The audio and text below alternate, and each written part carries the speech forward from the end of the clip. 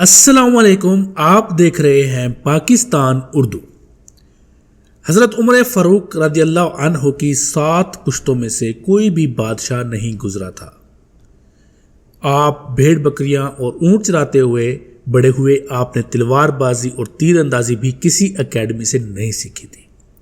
آج کی اس ویڈیو میں میں آپ کو بتاؤں گا حضرت عمر فاروق رضی اللہ تعالی عنہ کے بارے میں بہت سی ایسی چیزیں جو یقیناً پہلے آپ نے نہیں پڑھی ہوں گی، اور آپ حیران رہ جائیں گے کہ آج کے دور کی جو جدید چیزیں ہیں ان کے بھی بانی وہ حضرت عمر فاروق رضی اللہ تعالی عنہ تھے۔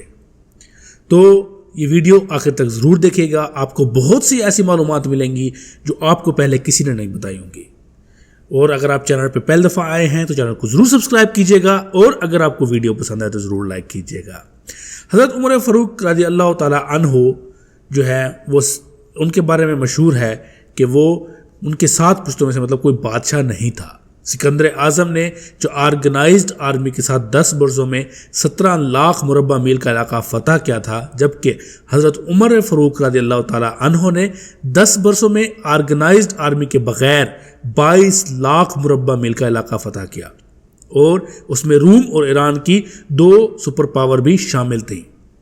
آج کے سیٹلائٹ، میزائل اور آبدوزوں کے دور میں بھی دنیا کے کسی حکمران کے پاس اتنی بڑی سلطنت نہیں جو حضرت عمر فاروق رضی اللہ تعالی عنہ نے نہ صرف گھوڑوں کی پیٹھ پر فتح کرائی بلکہ اس کا انتظام و انصرام بھی چلایا۔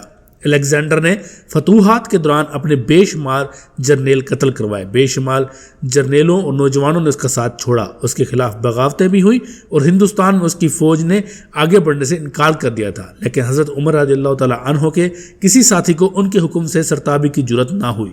وہ ایسے کمانڈر تھے کہ آپ نے عین میدان جنگ میں عالم اسلام کے سب سے بڑے سپہ سالار حضرت خالد بن ولید رضی اللہ تعالی عنہ کو معزول کر دیا، اور کسی کو یہ حکم ٹالنے کی جرت نہ ہوئی۔ آپ نے حضرت سعد بن ابی وقاص رضی اللہ تعالی عنہ کو کوفے کی گورنری سے ہٹایا۔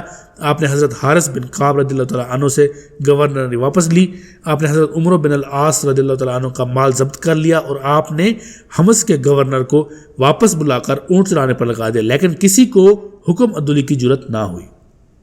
الیگزینڈر نے 17 لاکھ مربع میل کا علاقہ فتح کیا، لیکن دنیا کو کوئی نظام، کوئی سسٹم نہ دے سکا، جبکہ حضرت عمر رضی اللہ تعالی عنہ نے دنیا کو ایسے سسٹم دیے جو آج تک پوری دنیا میں رائج ہیں، جیسا کہ سنہ ہجری کا اجراء، جیل کا تصور دیا، مؤذنوں کی تنخواہیں مقرر کی، مسجدوں میں روشنی کا بندوبست کرایا، پولیس کا محکمہ بنایا، آپ ایک مکمل عدالتی نظام کی بنیاد رکھی، آپ نے آب پاشی کا نظام قائم کرایا، فوجی چھونیاں بنوائیں اور فوج کا باقاعدہ محکمہ قائم کیا۔ آپ نے دنیا میں پہلی بار دودھ پیتے بچوں، معذوروں، بیواؤں اور بے آسراؤں کے وظائف مقرر کیے۔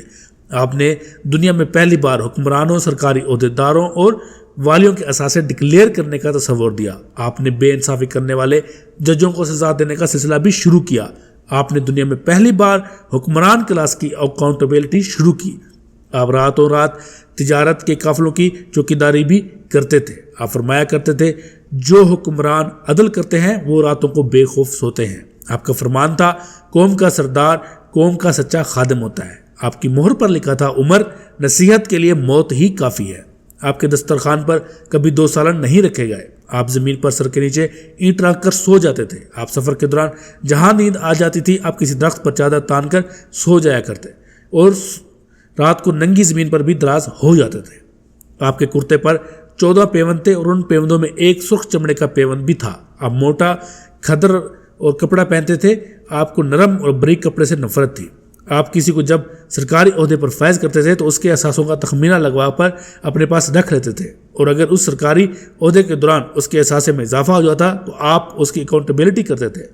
آپ جب کسی کو گورنر بناتے تو اسے نصیحت فرماتے تھے، کبھی ترکی گھوڑے پر نہ بیٹھنا، بریک کپڑے نہ پہننا، چھنا ہوا آٹا نہ کھانا، دربان نہ رکھنا، اور کسی فریادی کے لیے دروازہ بند نہ کرنا۔ آپ فرماتے تھے، ظالم کو معاف کر دینا مظلوموں پر ظلم ہے۔ آپ کا یہ فکرہ آج انسانی حقوق کے چارٹر کی حیثیت رکھتا ہے۔ مائیں بچوں کو آزاد پیدا کرتی ہیں، اور ہم نے ان کو کب سے غلام بنا لیا۔ فرمایا، میں اکثر سوچتا ہوں اور حیران ہوتا ہوں، عمر بدل کیسے گیا۔ آپ اسلامی دنیا کے پہلے خلیفہ تھے جنہیں امیر المومنین کا خطاب دیا گیا۔ دنیا کے تمام مذاہب کی کوئی نہ کوئی خصوصیت ہوتی ہے، اسلام کی سب سے بڑی خصوصیت عدل ہے۔ اور حضرت عمر فاروق رضی اللہ تعالیٰ عنہ وہ شخصیت ہے جو اس خصوصیت پر پورا اترتے ہیں۔ آپ عدل کی وجہ سے مشہور تھے اور آپ کا عدل دنیا میں عدل فاروقی ہو گیا۔ آپ شہادت کے وقت مقروض تھے، چنانچہ آپ کی وصیت کے مطابق آپ کا واحد مکان بیچ کر آپ کا قرض ادا کر دیا گیا، اور آپ کے واحد دنیا کے حکمران تھے جو فرمایا کرتے تھے میرے دور میں اگر فرات کے کنارے کوئی کتا بھی بھوک سے مر گیا تو اس کی سزا عمر کو بھگتنا ہوگی۔ میں دنیا بھر کے مورخین کو دعوت دیتا ہوں وہ الیگزینڈر کو حضرت عمر رضی اللہ عنہ کے سامنے رکھ کر دیکھیں، انہیں الیگزینڈر حضرت عمر فاروق کے حضور پہاڑ کے سامنے کنکر دکھائی دے گا، کیونکہ الیگزینڈر کی بنائی سلطنت میں اس کی وفات کے 5 سال بعد ختم ہو گئی تھی، جبکہ حضرت عمر رضی اللہ عنہ نے اپنے دور میں جس خطے میں اسلام کا جھنڈا بھجوایا وہاں سے آج بھی اللہ اکبر کی صدائیں آتی ہیں، اور وہاں آج بھی لوگ اللہ کے سامنے ہی سجدہ کرتے ہیں۔ دنیا میں الیگزینڈر کا نام صرف کتابوں میں سمٹ کر رہ گیا ہے، جبکہ حضرت عمر رضی اللہ عنہ کے نظام دنیا کے بنائے گئے نظام میں دنیا کے آج 245 ملک میں کسی نہ کسی شکل میں موجود ہے۔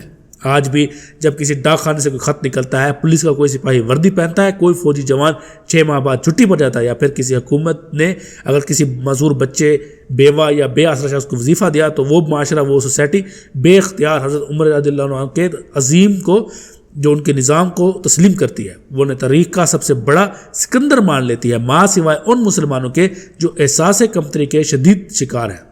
جب لاہور کے مسلمانوں نے ایک بار انگریز سرکار کو دھمکی دی تھی کہ اگر ہم گھروں سے نکل پڑے تو تمہیں چنگیز خان یاد آ جائے گا، اس پر جواہر لال نہرو نے مسکرا کر کہا تھا افسوس آج چنگیز خان کی دھمکی دینے والے مسلمان یہ بھول گئے کہ ان کی تاریخ میں ایک حضرت عمر فاروق بھی تھا، جن کے بارے میں مستشرقین اعتراف کرتے ہیں کہ اسلام میں اگر ایک عمر اور ہوتا تو آج دنیا میں صرف اسلام ہی ہوتا۔ ہم آج بھی یہ بھولے ہوئے ہیں کہ ہم میں ایک حضرت عمر فاروق بھی تھے، جن کے بارے میں رسول اللہ صلی اللہ علیہ وسلم نے فرمایا میرے بعد اگر کوئی نبی ہوتا تو وہ حضرت عمر بن خطاب ہوتے۔